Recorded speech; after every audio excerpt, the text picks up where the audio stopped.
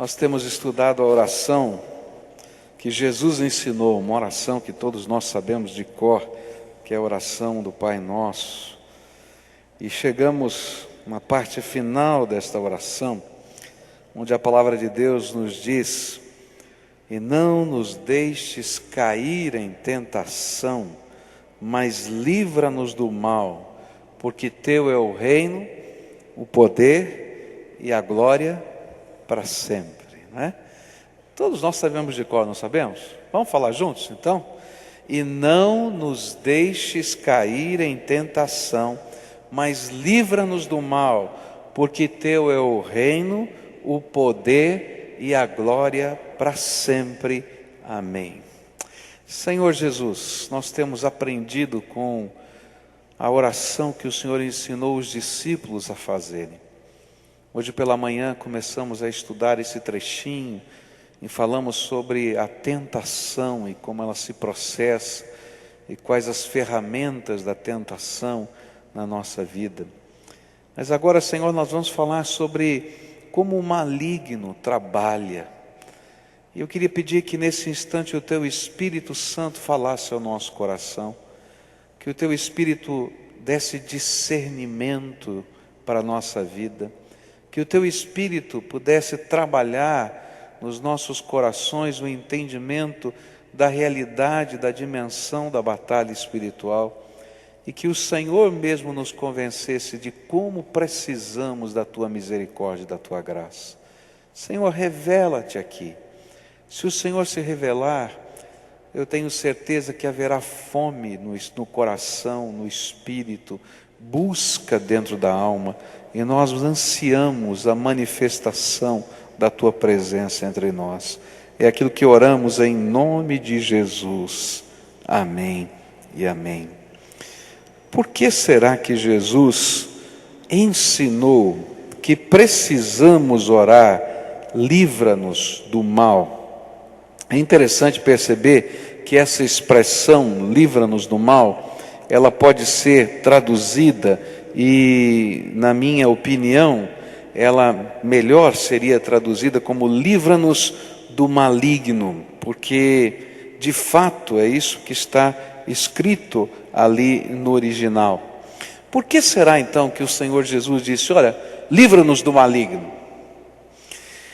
É interessante que durante muitos anos na história não havia nenhum problema para as pessoas entenderem que existe um personagem que é a personificação do mal, Satanás ou o diabo. Mas no final do século XIX, começo do século XX, os homens começaram a acreditar tremendamente na ciência. E a ciência, de alguma maneira, dizia, não, muito do que vocês acreditam ser de origem maligna ou demoníaca, na verdade não é. E, em parte, a ciência tinha razão, porque haviam várias crendices. Mas chegou-se então ao extremo de dizer, não existe nenhuma personificação do mal. E esse pensamento foi entrando dentro da sociedade, entrando dentro das igrejas, inclusive, e a concepção, por exemplo, de diabo, de demônios, de inferno, de batalha espiritual, começou a ser questionada. É interessante que nessa época, e no começo do século XX, vários autores, quando liam os evangelhos, e a Bíblia falava a respeito de Jesus expulsar demônios, e algumas enfermidades que eram curadas, que eram de origem demoníaca, serem curadas através da expulsão de demônios, eles faziam uma releitura desse texto e diziam assim, não é bem assim, não é desse jeito, é que essa era a cultura do tempo, o entendimento do tempo. E aí começaram a explicar ou tentar explicar todos os milagres de Jesus, e especialmente a confrontação com o mal, de uma maneira científica, ou achando uma enfermidade, ou achando uma outra expressão qualquer da natureza humana ou da natureza normal da vida, sem ter lugar para o sobrenatural. E esse foi o tempo, vamos dizer assim, do grande racionalismo. Só que esses anos todos de racionalismo não conseguiram responder algumas questões.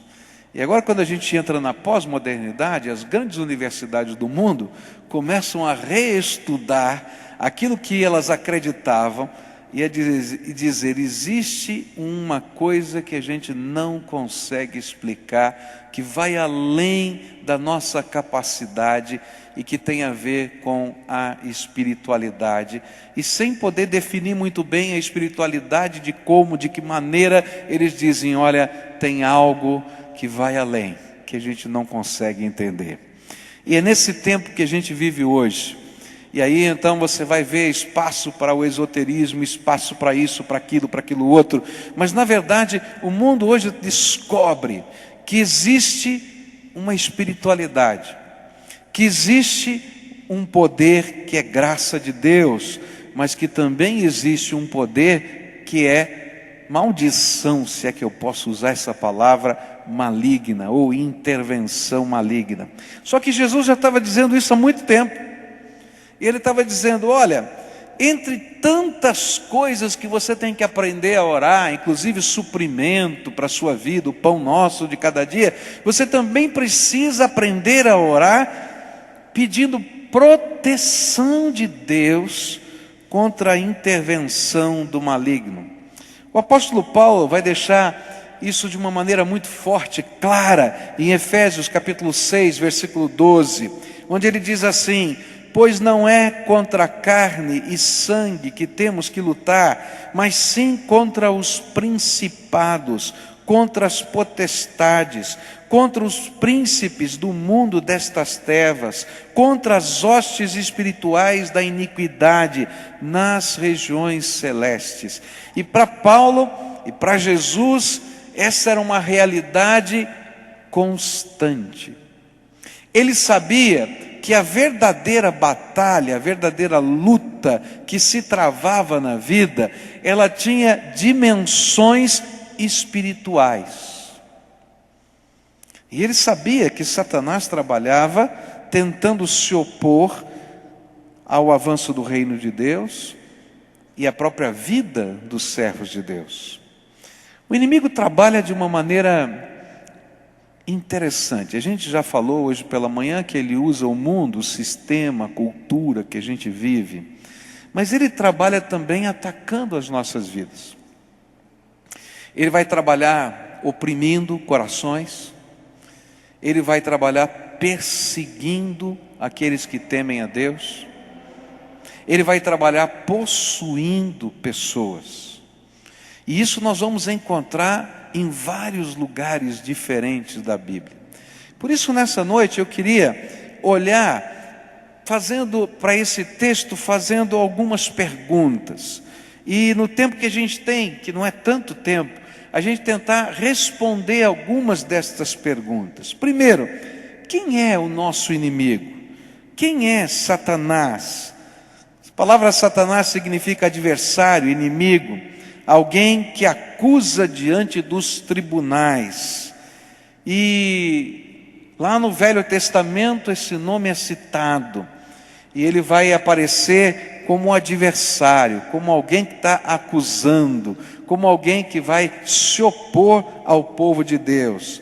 A Bíblia vai falar que ele é um anjo caído, que é Lúcifer, que abandonou junto com 1/3 das hostes celestiais o domínio de Deus. E Deus só não nos destruiu até agora por misericórdia de nós, porque no dia que Ele julgar o universo, Ele vai julgar Satanás, os seus anjos e também todos os seres vivos na terra. Outro nome que ele aparece, e dos principais, é o diabo, caluniador. Passa a significar tudo que é anti-humano, antidivino. E Jesus nos ensina que nós devemos pedir que sejamos libertos deste poder destruidor. Agora, ele trabalha de muitas maneiras diferentes nessa terra. Ele está trabalhando aqui nessa terra. E às vezes a gente, quando fala desse assunto, tem muita gente que é com medo, né? Agora eu quero dizer uma coisa: se você tem Jesus como Senhor e Salvador da sua vida, e se o Espírito Santo de Deus está dentro do seu coração, e Ele é o selo, a marca de garantia sobre a tua alma, então não precisa ter medo não, porque a Bíblia diz assim, em 1 João 4, versículo 4, filhinhos, vós sois de Deus, e já os tendes vencido, porque é maior aquele que está em vós, do que aquele que está no mundo. Então, querido, primeira coisa, você precisa de Jesus. Agora, se não tem Jesus, você está em perigo. Pode ter certeza disso, porque o inimigo está operando aqui nessa terra. Agora, como ele trabalha? Essa é a segunda pergunta que eu queria fazer. Como é que ele está trabalhando aqui na terra? A primeira coisa que a gente vai aprender sobre isso é que ele usa uma ferramenta chamada astúcia. Ele é bastante capaz e usa esquemas que são muito bem planejados e sutis. Veja só como ele se apresentou para Eva no jardim. Ela se apresentou para Eva no jardim como um dos animais que tinham maior inteligência naquele tempo, maior habilidade, que era a serpente. E da mesma maneira ele age nos dias de hoje. Ele se apresentou a Jesus em certo momento através dos lábios de Pedro, quando Pedro começou a falar com Jesus e disse assim: Jesus, você não pode ficar falando de morte, esse negócio de morrer na cruz aí não é o melhor sermão. Se você fizer umas multiplicações de pão aqui, umas curas, olha, vai bombar o seu ministério. E aí então Jesus diz assim: arreda-te de mim, Satanás, falando para Pedro, porque de uma maneira astuta ele induziu Pedro, o apóstolo Pedro, o discípulo Pedro, a falar coisas que não vinham do coração de Deus. Então Satanás usa astúcia para nos confundir, para trabalhar a nossa alma, e isso é o que ele continua fazendo até hoje. 2 Coríntios 11, versículo 14 diz assim: e não é de admirar, porquanto o próprio Satanás se disfarça em anjo de luz.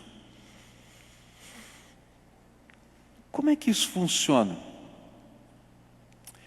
Hoje em dia, existe uma teoria que corre por aí, que bem e mal são dois lados da mesma coisa. Como se fosse uma energia que tem um polo positivo e um polo negativo. E aí, você precisa encontrar o balanço. Então, se você tem um pouquinho de bem, tem um pouquinho de mal, está tudo bem, está tudo resolvido. Só que isso é uma astúcia de Satanás, porque a espiritualidade não é só uma energia que você tem um balanço. A espiritualidade está personificada no Deus Todo-Poderoso, que é o sumo bem, que é o grande bem na nossa vida, mas também está personificada numa pessoa chamada Satanás, que é o opositor de tudo quanto Deus faz nessa terra e trabalha na nossa vida e no nosso coração. Às vezes a gente imagina que a gente está falando com coisas que são divinas, mas na verdade a gente está sendo confundido por Satanás. A Bíblia vai falar que ele se disfarça em anjo de luz, e às vezes ele atende até algumas orações, e faz até alguns milagres, mas são operações do engano, diz a Bíblia, para confundir a mente das pessoas. Alguns anos atrás, eu recebi uma família, a família inteira veio à igreja, e de repente essa família estava vivendo uma angústia muito grande. O seu filho de 18, 19 anos de idade, ele começou a ter algumas reações muito esquisitas, muito estranhas, e normalmente quando ele tinha uma reação dessa, ele estava dirigindo e ele batia o carro. Já era a terceira vez que ele batia o carro né? O carro, o seguro consertou, ele foi e bateu de novo, e aí ele pegou o carro do outro membro da família e também aconteceu a mesma coisa. E a família ficou em desespero, disse: não é normal, o que está acontecendo? E o filho dizia assim: olha, quando eu estou, determinados momentos, eu estou dirigindo o meu carro e eu apago.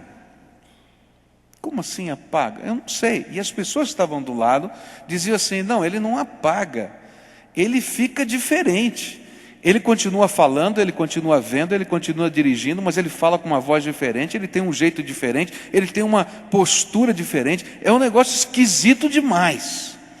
Tão esquisito que eles foram procurar um pastor.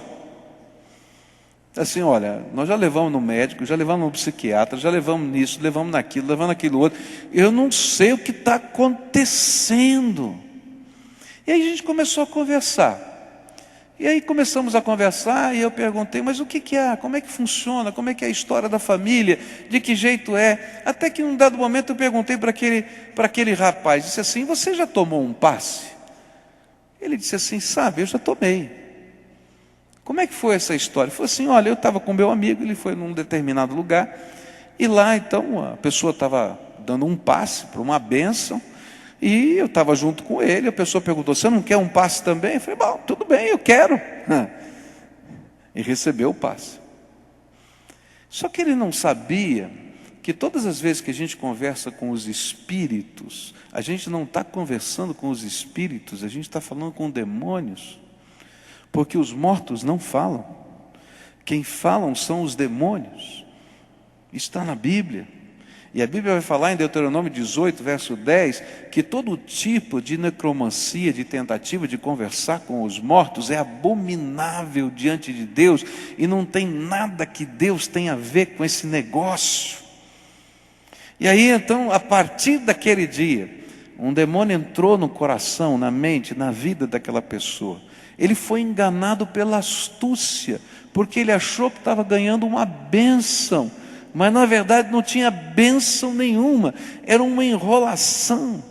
E naquele dia, quando a gente orou, expulsando aqueles demônios, manifestações aconteceram na vida daquele jovem, mas o poder de Jesus o libertou, e ele foi transformado, porque só Jesus nos livra do maligno. Só Ele faz isso. Agora, por que eu estou falando isso? Porque muitas vezes nós somos enganados pela astúcia de Satanás. Por isso a gente tem que ter a Bíblia na mão e ler a palavra de Deus e entender que só aquilo que confere com as escrituras sagradas, de fato vem de Deus. E qualquer prática religiosa que não esteja firmada na palavra de Deus, não vem do Senhor. Ainda que pareça uma manifestação de um anjo de luz. Porque o nosso inimigo é astuto. E normalmente os instrumentos satânicos se apresentam de uma maneira admirável. Eu digo que eles sempre vêm embrulhadinhos para presente, mas o conteúdo é ruim. E muitas vezes ele tenta se passar por um amigo interessado que quer o nosso bem e o nosso sucesso. Mas não é assim. Foi dessa maneira que Satanás enganou Eva lá no jardim, como uma astuta serpente. E essa oração que Jesus nos ensinou a fazer é oração para que o poder de Deus nos livre não somente do poder de Satanás, mas também da sua astúcia, das suas maneiras sutis com que ele mesmo tenta nos enganar. Queridos, essa não é uma realidade fora do normal. No mundo espiritual, essas coisas estão acontecendo a todo instante. E a batalha espiritual é tremenda. Há coisas que estão acontecendo na sua vida que não serão resolvidas apenas pela tua inteligência, pela tua capacidade, pela sua maneira de discernir a vida e o mundo, mas vocês vão precisar de uma intervenção sobrenatural do Deus Todo-Poderoso na tua vida, e algumas vezes até de libertação, um processo de resgate de Deus. Há pessoas que estão aprisionadas por sentimentos, por atitudes, por práticas, que nasceram do desejo da sua carne, mas que depois se transformaram em verdadeiras cadeias e prisões, fortalezas dentro do nosso entendimento. Diz a Bíblia que o Satanás está trabalhando e que precisam ser quebradas no poder do nome de Jesus, e só Jesus faz isso. Não é uma liturgia de excomunhão ou de expulsão de demônios, não. É uma liturgia, não tem jeito, não tem liturgia, não tem prática religiosa. É a intervenção poderosa de Jesus na nossa vida, é a presença do nosso Redentor, é o poder do Espírito Santo dentro da nossa alma, é o pacto de vida, de fé, que a gente faz só com Jesus Cristo. E queridos, eu quero dizer uma coisa para vocês: Satanás é astuto, e ele trabalha até no meio do povo de Deus. Ele trabalha tentando destruir aquilo que é a nossa convicção do reino de Deus. Alguns anos atrás, aqui nessa igreja, eu fui procurado por uma senhora que me contou sua história. É uma história incrível. É difícil até de acreditar, mas eu vi, é verdade. Essa senhora, já madura na vida, contou a história dela quando jovem, no começo da sua vida cristã. Morava na cidade do Rio de Janeiro, num dos morros do Rio de Janeiro. Dentro da sua casa funcionava um terreiro de macumba na sua casa. A sua mãe era mãe de santo. E houve um problema de família, e ela percebeu uma situação ruim entre o seu pai e sua mãe, e foi um momento de muita angústia na sua vida, e por causa disso ela começou a frequentar uma igreja evangélica, uma igreja batista. Começou a frequentar aquela igreja, veio a se converter, Jesus transformou a sua vida, fez uma marca profunda na sua alma de transformação. E através do testemunho dessa moça, houve a vitória da sua mãe se converter também. Mas um dia, lá no terreiro do macumba, quando a mãe estava ainda naquele processo, e ela estava ainda evangelizando, houve uma profecia maligna lá dentro do terreiro, que Satanás ia tentar destruir a vida daquela moça. Bom, a gente tem tranquilidade, porque a palavra de Deus diz, que é maior aquele que está conosco. Mas presta atenção como você vive, porque às vezes a gente abre brechas espirituais dentro da nossa vida, e a gente não entende como é que funciona a dinâmica das coisas espirituais. Balaão disse para Balaque que a única maneira de destruir ou de atingir uma maldição no meio do povo de Deus é quando o povo de Deus desonra o nome de Jesus. Aí a gente abre brechas espirituais na nossa vida, desonra o próprio pacto que ele tem com Deus. Bom, essa moça sabia disso, a mãe, todo mundo na igreja, e de repente ela começou a namorar uma pessoa que não era do Senhor. Essa pessoa vinha aos cultos, ela conhecia dentro da igreja, mas não era convertida. Vinha aos cultos, assistia, e assim foi, o namoro foi avançando, e o namoro terminou na cama, num motel. E quando ela fez pela primeira vez sexo com um homem, na cama de um motel, com esse homem, no momento em que eles estavam tendo o seu relacionamento sexual, aquele homem ficou possesso por Satanás. E Satanás falou através da boca daquele homem para aquela mulher: eu falei que ia destruir a tua vida. Ela me contou isso. E depois me contou a sua história, as bagunças, as dificuldades, os desacertos, porque ela se afastou dos valores do reino de Deus e da sua justiça. Satanás é astuto. E o que ele quer é que a gente não tenha pactos com o Senhor, compromisso com o Senhor, vida com o Senhor. Agora, se você tem vida com Deus, se você tem comunhão com o Espírito, se Jesus é o Senhor da tua vida, maior é aquele que está sobre você do que qualquer outra coisa. Agora, essas são realidades. Tem gente que não gosta de falar sobre elas, mas são realidades da palavra de Deus, são realidades da vida. Uma outra maneira de Satanás trabalhar é quando ele torce a palavra de Deus.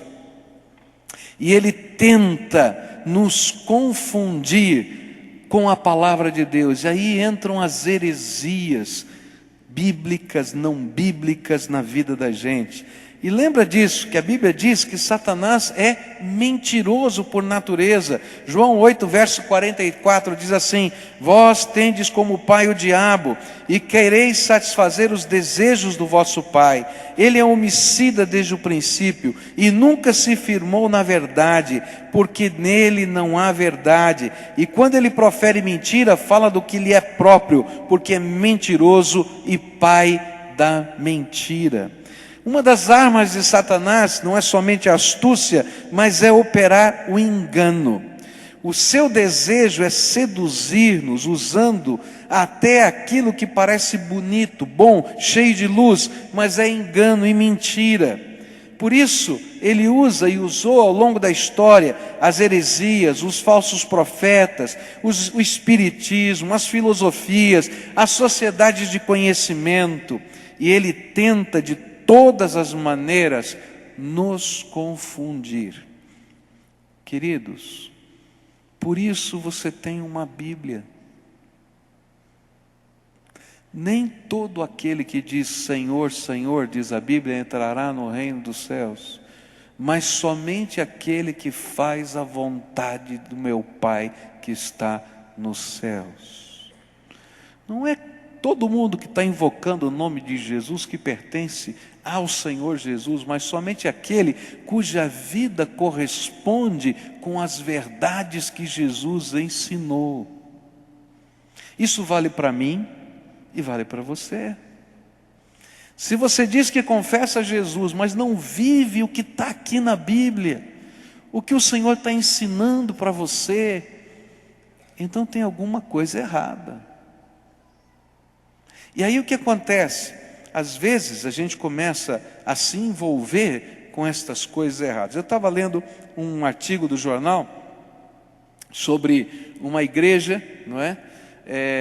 Constituída numa capital do nosso país, que advoga favoravelmente a questão da homossexualidade como natural.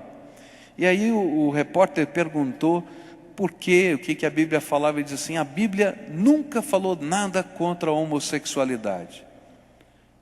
Eu fiquei pensando, cara doido, ele não deve ter a mesma Bíblia que eu, porque a Bíblia fala claramente contra a homossexualidade. Você está entendendo como a operação do engano acontece?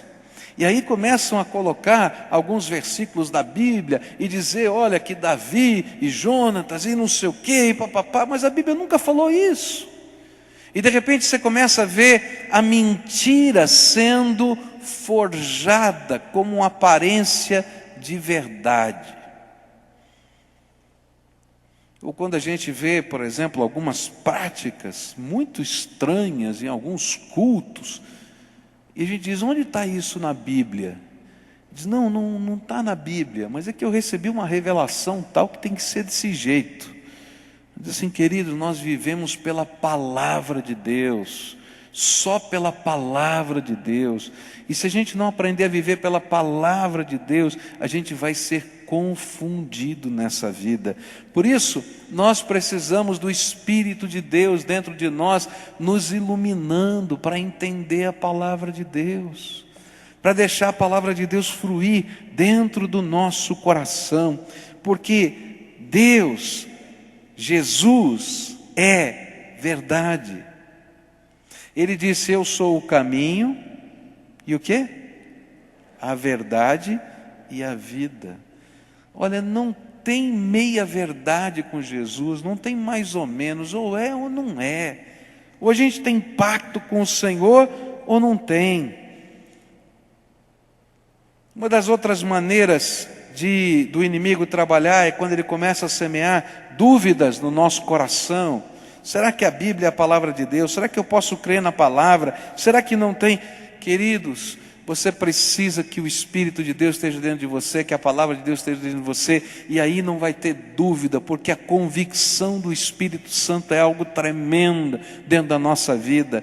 Ele testifica, Deus mesmo testifica dentro do nosso coração. Você precisa ter comunhão com Ele, buscar a presença dEle, senão você vai ser levado por todo o vento que sopra. Sopra para um lado você vai, sopra para o outro você vai para o outro, vai para o outro. Querido, você precisa ter firmeza naquilo que Deus ensina, crer na sua palavra, comprometer-se com Ele, entender que Deus tem um plano para a sua vida, e esse plano é motivado no seu amor e na bênção que Ele tem para você. Às vezes a gente fica imaginando, e isso é semeadura do inimigo, pode ter certeza, que Deus não quer o nosso bem. Ele quer só tirar a nossa alegria. Ele só não quer que a gente faça o que a gente gostaria de fazer. Então Ele está atrapalhando os nossos planos. E se a gente não tem coragem de falar, a gente lá dentro às vezes fica imaginando: olha, está vendo, eu estou me privando disso, não estou fazendo aquilo, Deus está me frustrando. Queridos, Deus não está aqui para nos frustrar, Ele está aqui para nos abençoar. E quando Ele diz: olha, isso aqui não é bom, é porque Ele sabe que virá desgraça sobre a nossa vida, na medida que a gente experimenta, vive e faz aquilo que não constrói dentro do nosso coração. Satanás trabalha todas essas questões dentro de nós, e uma das grandes armas do inimigo é não mostrar as consequências dos pecados. Você já parou para pensar que às vezes a gente tem um plano mirabolante, né? E não é muito bom o plano, né? Às vezes a gente nem tem plano, só tem uma vontade mirabolante assim. Eu me lembro, quando era garoto, já falei aqui para vocês, que um dia eu estava lá, né? E vi lá um pneu de carro lá, maravilhoso, né? De um Fusquinha. E não sei porquê, me deu vontade de pegar um palitinho e esvaziar o pneu. Não me pergunta por que me deu vontade de fazer isso. Não sei, mas eu peguei o palitinho e o pneu baixou, ficou no chão. Eu olhei para a direita, olhei para a esquerda, achei que ninguém tinha visto e fui embora. Por quê? Porque às vezes quando a gente sofre a tentação, e esse é o jeito do inimigo trabalhar na nossa vida, a gente não imagina que vai ter consequência. Ele sempre diz para a gente que não tem problema não, a gente dá um jeitinho, tá? Bom, naquela noite o dono do carro precisou do carro, porque a mulher dele ia ganhar neném. E quando ele foi pegar o carro, o pneu estava no chão. Bom, ele ficou muito bravo. Ele mandou consertar o pneu, o borracheiro disse que não estava furado, que alguém tinha baixado o pneu. Aí ele começou a procurar em toda a vizinhança quem é que tinha baixado o pneu. E eu achei que ninguém tinha visto. Está entendendo? Mas alguém tinha visto, e eu não sabia. E aí um dia ele bateu na porta da minha casa e falou com meu pai. E disse para o meu pai: seu filho baixou o pneu do meu carro. E contou toda a história. Eu estava escondido lá no fundo de casa. Só estava querendo ouvir de longe. Meu pai falou com ele, fechou a porta, me botou sentado lá no sofá e perguntou: conta essa história direito. Fulano viu, Beltrano viu. Não era mais um só, não. Tinham vários que tinham visto. Eu é que não tinha visto. E aí então ele disse para mim assim: você vai lá na casa do homem pedir perdão para ele. Meu Deus do céu. Eu olhei para meu pai, eu queria uma surra. Eu nunca desejei tanto uma surra. Mas ele falou: não, você vai lá. Aí então me arrumei, fui na casa do homem, toquei a campainha do vizinho, ele era vizinho nosso. Toquei a campainha do vizinho. Estava ele, a mulher e o neném no colo ainda. E eu entrei assim, eu já era pequenininho, eu me senti um menorzinho ainda. Sabe quando você fica sentindo assim, desse tamanho? Ele me botou sentado no sofá, parece que o sofá era imenso. E aí perguntou: por que você fez isso? Olha só, e colocou. E eu não tinha o que falar, não sabia o que falar. Sabe, na vida da gente é assim. O inimigo às vezes faz a gente imaginar que as nossas ações não terão consequências. E toda vez que a gente toma decisões que contrariam o propósito de Deus, a gente abre na nossa experiência, no nosso dia a dia, brechas espirituais que permitem que o inimigo ataque a nossa vida. Mas mais do que isso, buracos espirituais que têm consequências naturais. E outras vezes, buracos espirituais que Deus precisa julgar e castigar. E quando a gente não entende essa dinâmica, a gente não compreende as batalhas espirituais que a gente está vivendo. É por isso que Jesus ensinou que a gente precisa fazer uma oração. E ele disse assim: Pai, não nos deixes cair em tentação, mas livra-nos do maligno. Porque teu é o poder, que mais? O reino e a glória, para sempre, sempre. Amém. A grande lição da oração do Pai Nosso toda está nisso. Existe um Rei que é Senhor sobre todas as coisas,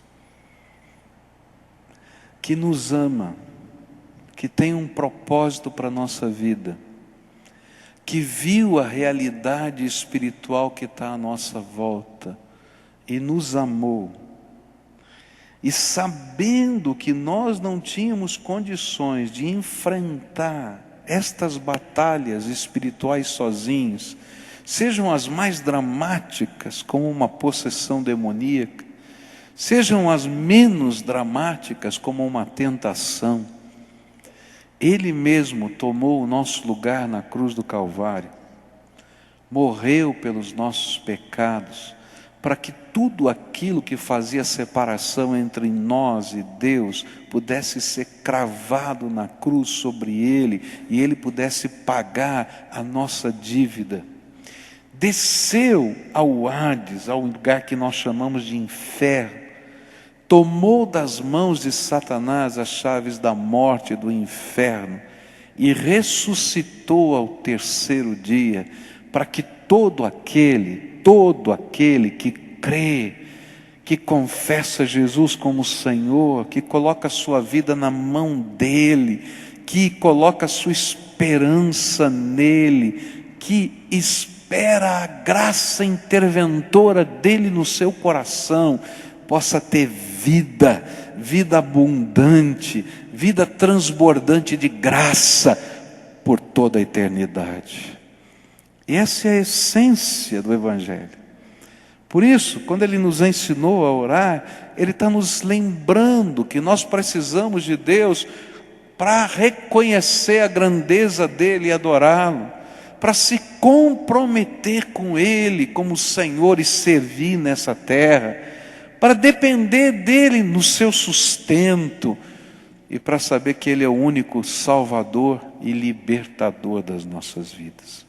Não há poder do inimigo capaz de enfrentar uma palavra do Deus vivo. Não há maldição maligna que possa ser mantida diante de uma palavra de bênção do Senhor Jesus. Não há nada que possa nos separar do amor de Deus, se a gente estiver firmado em Cristo Jesus. E a Bíblia diz que nem principados, nem potestades, nem anjos, nem morte, nem isso, nem aquilo, nada. Porque só o Senhor Jesus é que nos une ao Pai, nos liberta, nos transforma, nos faz ser pessoas que têm um novo valor, o valor da graça de Jesus em nós. E sabe o que acontece? No momento em que a gente toma uma decisão assim e reconhece Jesus como Senhor e Salvador da vida, Deus abre as janelas dos céus e derrama sobre a minha vida o seu Espírito Santo, e derrama sobre a minha casa a sua paz. É promessa dele. Ele disse: deixo-vos a paz, a minha paz vos dou, não vou-la dou como o mundo a dá. Não se turbe o vosso coração e nem se atemorize. Ele mesmo se torna a nossa paz, Ele se torna a nossa proteção. E podemos pela fé levantar um escudo tremendo, poderoso, que apaga, que apara todos os dardos inflamados do maligno, diz a palavra de Deus. Mas o que você precisa é de Jesus. Por isso, nessa noite, eu queria orar com você. Como é que está a tua vida? Como é que está o teu relacionamento com Jesus? Para você ser alguém transformado pelo poder de Deus, você não precisa apenas saber que Jesus existe ou respeitar a existência de Jesus. Você precisa que Jesus more no seu coração, que Ele esteja dentro da sua alma, que você tenha um pacto com Ele e com os valores dEle na tua vida. Você tem que permitir que o Senhor Jesus reine aí dentro da tua alma. Às vezes, sem saber e sem querer, a gente firmou pactos com o maligno, procurando coisas que não tinham nada a ver com Deus. E a gente tem que renunciar a essas coisas e dizer que só Jesus é o Senhor da nossa vida. E a gente firmar pactos de vida e de vida eterna com Jesus. Por isso, nessa noite, eu queria orar com algumas pessoas. Há pessoas que sabem que estão acontecendo coisas na sua vida que não conseguem explicar. Você sabe o que eu estou falando? Tem coisa que está acontecendo que você não sabe explicar. Como é que funciona? Não estou entendendo. E aí lá dentro do coração o Espírito Santo vai dizendo para você: olha, essas coisas não são normais. Você precisa de uma intervenção minha na tua vida, da graça. Você precisa de Jesus aí no teu coração. E nessa noite eu queria orar por isso, para você receber Jesus como Senhor da tua vida, dono do teu coração, aquele que vai ser o rei, que vai dizer quais são os próximos passos, e você deixar Jesus dirigir os teus passos dia a dia. Você vai firmar um pacto com Ele, com a palavra dEle na sua alma. Por isso, eu vou convidar você para vir aqui na frente para a gente orar junto. Eu sempre digo por quê. Porque se Ele vai ser o rei e você vai assumir Jesus como Senhor, então primeiro teste na tua vida é esse, porque a primeira grande tentação é dizer, não, eu vou fazer do meu jeito, eu vou fazer a minha oração aqui e tal, etc. Mas não funciona assim. A gente se rende a Jesus, a gente se entrega a Jesus. E se dentro de um templo você não tem coragem de se entregar a Jesus, você não vai conseguir se entregar a Jesus em outro lugar da vida. Então, se Jesus estiver falando com você e você sente que hoje é dia de entrega, vem para cá, em nome de Jesus. Vem para frente agora, eu quero orar com você. Quero interceder pela tua vida, pedir libertação de Deus no teu coração, pedir intervenção do Espírito. Então, se o Espírito de Deus está falando com você, desce aí da galeria, vem para cá. Você está dizendo, olha, eu ouvi a voz do Espírito, Deus falou comigo. Quem está precisando dessa intervenção sou eu. E eu quero me colocar na mão de Jesus, eu quero buscar a face de Deus. Tem coisa que eu não consigo entender, que eu não consigo explicar, mas eu sei que eu preciso dessa intervenção de Jesus, e eu quero me comprometer com o Senhor, buscar a face dEle. Então, se o Espírito de Deus está falando, vem logo, pode levantar do seu lugar agora, em nome de Jesus. Isso, pode vir em nome de Jesus. Se o Espírito de Deus está falando com você, pode vir em nome de Jesus. Vem, isso, vem.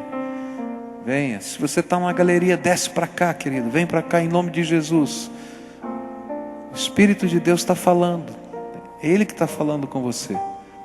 Então deixa Ele completar essa obra na tua vida. É obra dEle na tua vida. É de libertação, é de poder, é de graça, é de misericórdia, é deixar Jesus ser o Senhor.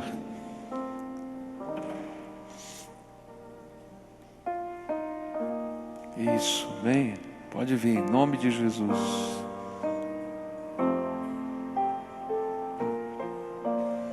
Porque o sangue de Jesus nos purifica de todo pecado. O sangue de Jesus nos liberta de todo ataque, toda opressão do maligno. O sangue de Jesus e o seu Espírito destroem todo tipo de fortaleza que construída na nossa mente, a gente acredita que é verdade e é mentira. E a gente vai pedir que o Senhor faça isso na tua vida aqui. Isso, venha. Tem gente chegando, vem para cá em nome de Jesus. Pode vir, em nome de Jesus. Isto. Agora nós vamos orar juntos. A primeira oração você tem que fazer. Você sabe o que está acontecendo na tua vida, eu não sei. Só você sabe.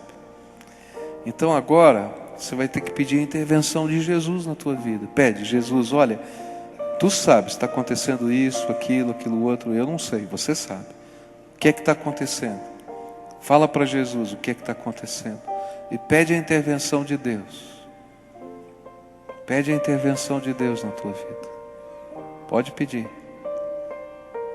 Se você, em algum momento da tua história, fez algum compromisso com o reino das trevas, mesmo sem saber que era o reino das trevas, você tem que dizer para Jesus que hoje você renuncia a esse compromisso e que você quer firmar um compromisso só com Jesus e mais ninguém. Que você deseja a intervenção de Jesus. Se tem alguma coisa que te escraviza, você está preso por essa coisa, você vai pedir para Jesus: Jesus, eu preciso de libertação. Essa ideia, esse pensamento, essa atitude, esse gesto não vem do Senhor, eu sei. Me liberta, eu não quero mais isso na minha vida. Eu quero algo novo do Senhor. E agora você vai convidar Jesus para colocar o trono dele dentro da tua alma. Diz para Jesus: Jesus, eu quero convidar o Senhor para colocar o teu trono de rei dentro do meu coração. Eu quero aprender a te servir. Eu quero aprender a te honrar. Eu não entendo muito disso, mas me ensina, Jesus. Eu quero aprender. Coloca a tua palavra, o entendimento da tua palavra no meu coração e o teu espírito na minha alma. Agora eu quero orar por você. tá bom, querido? Senhor Jesus, estende a tua mão de poder agora sobre esses teus filhinhos, e que eles sejam benditos do Senhor. Que nessa hora o sangue que o Senhor verteu lá na cruz do Calvário esteja lavando e purificando de todo pecado. Que nenhum pecado, nenhum grande, pequeno na nossa mente possa separar essa pessoa do Senhor. E que nessa hora o teu Espírito esteja testificando ao coração desses teus filhinhos: você está limpo, você está lavado pelo sangue do Cordeiro, você é alguém novo, reconstruído pela graça. Que toda acusação do maligno contra essa vida caia por terra agora em nome de Jesus, porque o sangue de Jesus purifica. E nesta hora, Senhor, eu quero te pedir que toda algema que Satanás tem colocado sobre essas vidas, eu não sei de que tipo, eu não sei de que maneira, na mente, no coração, na carne, nos órgãos, que toda ela seja quebrada em nome de Jesus, e que nesse momento haja libertação em nome de Jesus, haja transformação em nome de Jesus, que toda cadeia do diabo seja arrebentada, e que venha sobre esses teus filhos graça restauradora, restauradora no poder do sangue de Jesus, renovação de alma, de vida. Senhor, alguns, por causa das suas ações, as consequências vieram, e dor, afastamento, machucadura, separação aconteceu. Oh Pai, eu quero te pedir que a tua misericórdia venha, e que o Senhor reconstrua a vida dessas pessoas, juntando caquinho por caquinho e fazendo uma obra de arte nova, de renovação do teu Espírito. Põe a tua mão, Senhor, e abençoa. Põe a tua mão, Senhor, e abençoa. Põe a tua mão, Senhor, e abençoa. Senhor, alguns estão doentes, eu quero te pedir cura em nome de Jesus. Que todo espírito de enfermidade seja repreendido agora em nome de Jesus, e que venha sobre essas vidas a tua graça, a tua bênção. Fica com eles, Pai. É aquilo que nós oramos em nome de Jesus. Amém.